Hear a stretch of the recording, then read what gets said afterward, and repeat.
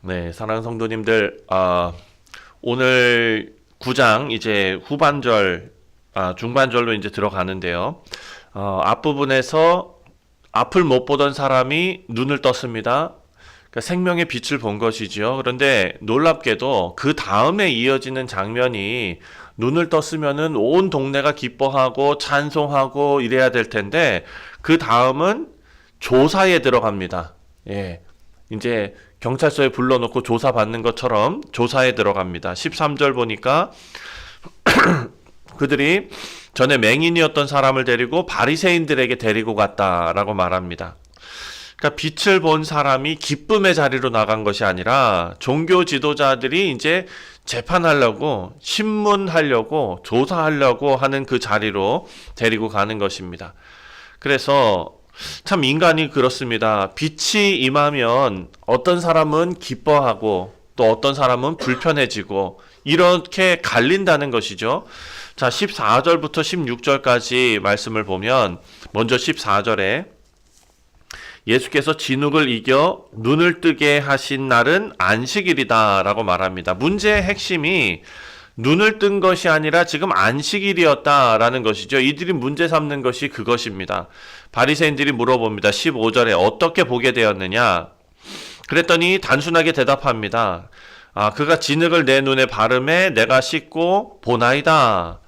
그 말을 들은 사람들의 반응이 갈라집니다. 16절에 바리새인 중에 어떤 사람은 말하되 이 사람이 안식일을 지키지 아니하니 하나님께로부터 온 자가 아니라 하며 어떤 사람은 말하되 죄인으로서 어떻게 이 표적을 행하겠느냐 하여 그들 중에 분쟁이 있었더니 자, 어떤 사람은 아니 죄인이라면 어떻게 이런 일을 하겠냐, 진짜가 맞다 이렇게 말하는 사람도 있었겠고, 또 어떤 사람들은 그럴 수 없다, 어떻게 안식일에 일을 할 수가 있냐 이렇게 말하는 사람이 있는 것이죠.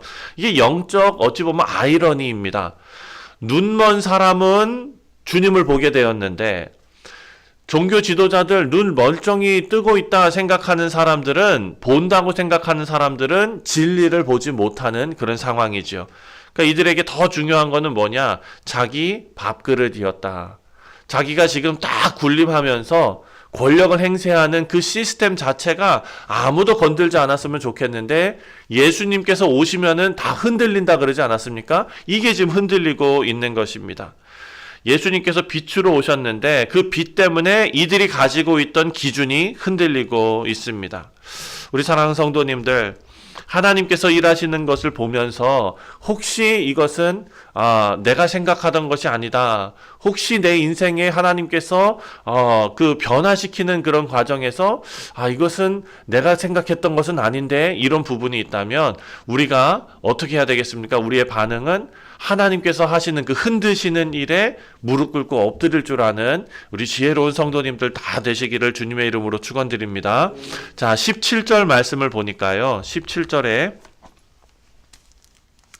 이에 맹인되었던 자에게 다시 묻되 그 사람이 내 눈을 뜨게 하였으니 너는 그를 어떠한 사람이라 하느냐? 대답하되 선지자이나이다 하니.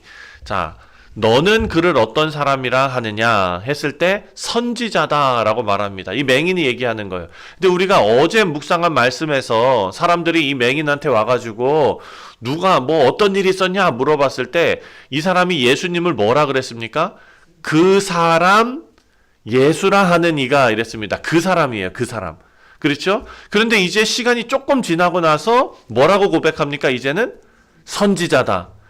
이 사람이요, 그때 우리가 어제 묵상한 말씀에서도 믿음이 완전하게, 예수님에 대해서 완전하게 다 알고 어떤 질문도 하나도 없을 정도로 완전하게 다 알았을 때 믿음이 시작한 게 아니라 이 사람이 예수님을 그냥 그 사람이라고밖에 표현할 수 없는 상태에서도 믿음의 시작이 있지 않았습니까? 근데 그 시작에서 딱 멈춰 있는 것이 아니라 이제 조금씩 예수님을 알아가는 것입니다. 선지자도 사실 완전한 건 아니죠. 그리스도시요 하나님의 아들이십니다, 내 주인이십니다 까지 가야 되는 것이죠. 그런데 분명히 거기까지 가게 될 것입니다. 성경엔 기록되지 않았지만 아직 완전한 고백은 아닙니다. 예수님을 하나님 아들로 고백하지 않습니다. 하지만 분명한 것은 이 맹인의 고백은 잘하고 있다라는 점입니다. 처음에는 그 사람이라고 불렀다가 이제는 선지자라고 부릅니다. 사랑하는 성도님들, 빛을 경험한 사람은 점점 분명 잘하게 된다라는 것을 알 수 있습니다. 자, 세 번째로 18절부터 23절까지 말씀을 보면 그럼에도 불구하고 유대인들은 믿지 않습니다. 18절에 유대인들이 그가 맹인으로 있다가 보게 된 것을 믿지 아니하고 그 부모를 불러 묻되. 자, 다 큰 어른입니다. 그런데도 불구하고 이 사람 말을 안 믿고 너 엄마 아빠 데려와 이렇게 한 거예요. 자, 그래서 부모를 불렀습니다. 19절 말씀을 보니까 이 사람이 너 아들이냐? 맹인으로 낳다 하였느냐? 지금은 어떻게 보느냐? 이제 부모한테 가서 물어봅니다. 그랬더니 부모가 조심스럽게 말합니다. 20절에 그 부모가 대답하여 이르되 이 사람이 우리 아들인 것과 맹인으로 난 것을 아나이다. 이렇게 말합니다. 그리고 21절에 그러나 지금 어떻게 해서 보는지 또 누가 그 눈을 뜨게 하였는지 우리는 알지 못하나이다. 그에게 물어보소서. 그가 장성하였으니 자기 일을 말하리이다. 이렇게 말합니다. 자, 요한이 이 이후에 22절에 이유를 설명하는데 22절 말씀을 보니까 이렇게 말합니다. 그 부모가 그렇게 말한 것은 이미 유대인들이 누구든지 예수를 그리스도로 시인하는 자는 출교하기로 결의하였으므로 그들을 무서워함이러라. 지금 이 맹인의 부모는요, 지금 신문당하는, 이 신문하고 있는 이 유대인들이 무서운 거예요.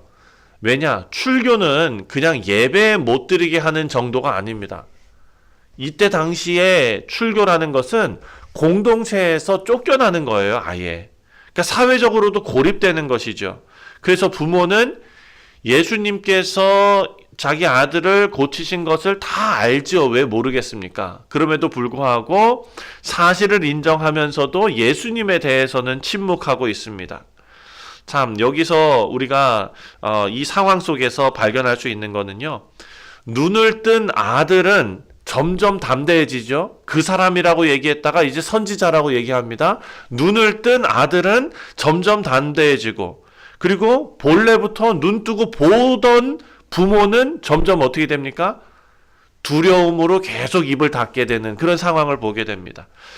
다시 이 본문이 말하는 것은 빛을 경험한 사람은 계속 담대해지고, 그리고 그 인생에서 두려움은 점점 힘을 잃게 된다라는 것을 알게 되고, 하지만 그 어떤 시스템과 어떤 그 안전과 이런 것을 소중히 여기면 진리를 알면서도 말하지 못하는 상태가 되어 버린다라는 것도 오늘 본문이 우리에게 말하고 있습니다. 말씀을 맺습니다. 오늘 본문에서 세 가지 부류의 사람들이 나왔습니다. 첫 번째, 빛을 봤습니다. 그런데 그 빛을 인정하지 않는 바리새인들이 나왔고, 두 번째, 빛을 경험하고 눈을 뜨게 되고 이 사람은 이제 점점 그 사람에서 선지자, 선지자에서 하나님의 아들까지로 점점 고백이 성장하는 사람이 나왔고, 또 세 번째로 빛을 알지만 두려움 때문에 침묵하게 되는 그런 사람들도 있었습니다. 우리 사랑하는 성도님들, 진리를 어떻게 우리가 받아들여야 하는가, 그리고 경험한 은혜를 우리가 어떻게 고백해야 하는가, 또 두려움이 있을 때 우리의 삶의 모습은 어떠해야 하는가를 오늘 본문이 우리에게 질문하고 있습니다.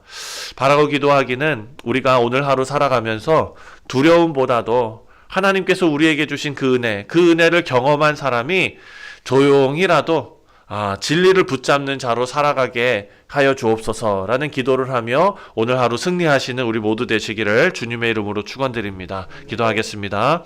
하나님 아버지, 우리가 빛을 보고도 두려움 때문에 침묵하지 않도록 주님 우리를 붙들어 주시고, 세상의 시스템과 또 사람들의 시선과 아버지 모든 것들 우리에게 두려움으로 다가올 때에 아버지여, 하나님께서 우리에게 주신 이 진리를 더 소중히 여길 수 있는 은혜를 허락하여 주시옵소서. 빛 가운데 담대하게 걸어갈 수 있는 은혜 주시고 오늘 하루도 하나님 마음 흡족하게 해드리는 복된 삶을 살아내게 하여 주옵소서. 감사드리오며 예수님의 이름으로 기도하옵나이다. 아멘.